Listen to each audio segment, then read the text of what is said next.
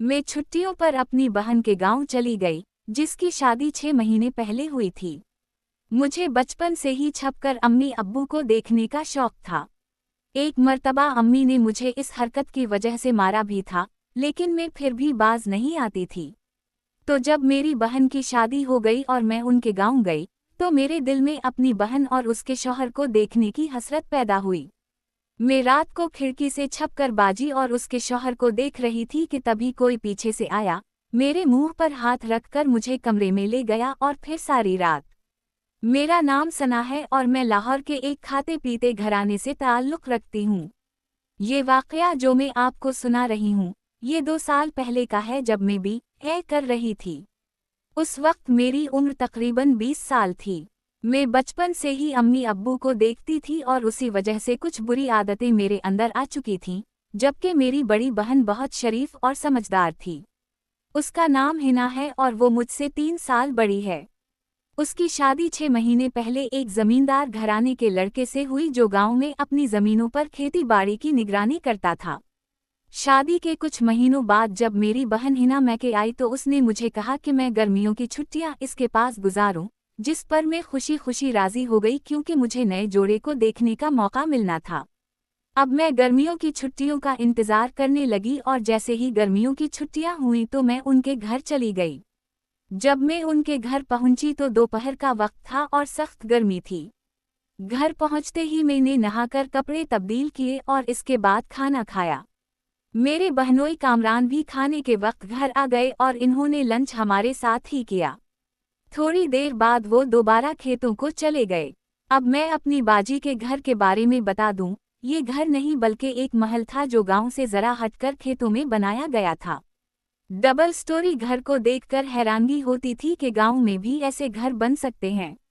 मेरी बाजी ने मुझे रहने के लिए अपने साथ वाला कमरा दिया, जिसके साथ एक और कमरा था जिसमें उनका देवर इमरान रहता था, जो उम्र में मुझसे 2-2.5 साल बड़ा था और पंजाब यूनिवर्सिटी में पढ़ता था और छुट्टियां गुजारने यहाँ आया हुआ था।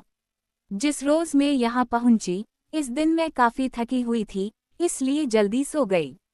अगली सुबह तकरीबन 5 बजे बाजी ने मुझे उठाया और चाय दी, जिसके बाद मुझे कहा कि चलो सुबह की सैर को चलते हैं। मैं तो बाजी को उस वक्त देखकर हैरान रह गई कि वो इतनी सुबह उठ गई थीं, क्योंकि शादी से पहले तो उस वक्त के बाद उनकी नींद शुरू होती थी। खैर, मैं उस वक्त चुप ही रही और उनके साथ सैर को चल दी। सुबह ठंडी ठंडी घास पर चलकर मज़ा आ रहा था। 10-15 मिनट की वॉक के बाद बाजी कहने लगे कि चलो वापस चलते हैं, मगर मैंने इसे कहा कि आप चलें, मैं आ जाती हूँ। मैं मज़ीद कुछ वक्त यहाँ गुजारना चाहती थी। बाजी वापस चली गई और मैं चलते चलते खेतों में चली गई। एक जगह मेरी नज़र पड़ी तो मैं ठटक कर रह गई। मैंने देखा कि इमरान ट्यूबवेल पर नहा रहा था। मैं आड़ में छप गई और उसे देखने लगी। मैंने अपनी जिंदगी में पहली बार किसी मर्द को इस हालत में देखा था। मुझे शर्म भी महसूस हो रही थी, लेकिन मैं वहीं खड़ी रही। इमरान मेरी मौजूदगी से बेखबर नहा रहा था। इसने पानी में डबकी लगाई और फिर बाहर निकलकर खड़ा हो गया। मैंने ठीक से जैसे इसको देखा, मेरे मुंह से आवाज़ निकली। इससे पहले मैंने तस्वीरों में इस तरह की चीज़ें देखी थीं, लेकिन अपनी हकीकी ज़िंदगी में मैं पहली बार ये सब नज़ारे कर रही थी। वो मेरी मौजूदगी से बेखबर अपने जिस्म पर साबुन मिलने लगा और फिर पानी में डबकी लगाकर बाहर निकलकर कपड़े पहन लिए। इसके बाद वो घर की तरफ चल दिया। मैं कुछ देर वहाँ रुकी और फिर मैं भी घर की तरफ चल पड़ी। उसको इस हालत में देखकर मैं काफ़ी परेशान हो चुकी थी। घर पहुंची तो बाजी ने नाश्ता लगा दिया। मैं टेबल पर आई तो इमरान भी आ गया और मेरी साथ वाली कुर्सी पर बैठ गया। मुझे इसे देखकर काफ़ी शर्म महसूस हो रही थी। नाश्ते के बाद मेरे बहनोई कामरान किसी काम से शहर चले गए और बाजी ने इमरान को कहा कि वो सना को अपना फार्म हाउस दिखा लाए, जिस पर इमरान कहने लगा, क्यों नहीं, चलो सना तुम्हें अपना फार्म हाउस दिखाते हैं। सुबह इस हालत में देखने के बाद मुझे इसके पास बैठने पर भी शर्म महसूस हो रही थी। अब बाजी ने तो मुझे इसके साथ जाने को कह दिया था, आप अंदाज़ा कर सकते हैं कि उस वक्त मेरी क्या हालत होगी। खैर, मैं इनकार ना कर सकी और इसके साथ हो ली। हम लोग पैदल ही फार्म हाउस की तरफ चल दिए। फार्म हाउस घर से कुछ फासले पर था। रास्ते में बातों बातों में मैंने महसूस किया कि इमरान काफी हंसमुख है। रास्ते में हम लोग बातें करते गए। कुछ देर के बाद हम लोग फार्म हाउस पहुंच गए, जहां उसने मुझे अपने घोड़े और मवेशियों के बारे दिखाए और इसके बाद डेयरी फार्म पर ले गया और कहने लगा, मैं तुमको डेयरी फार्म दिखाता हूं।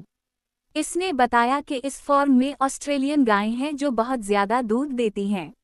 डेयरी फार्म के कोने पर एक बेल चल रहा था, जिसके बारे में उसने फख्र से बताया कि इलाके में इस नस्ल का बेल सिर्फ हमारे पास है।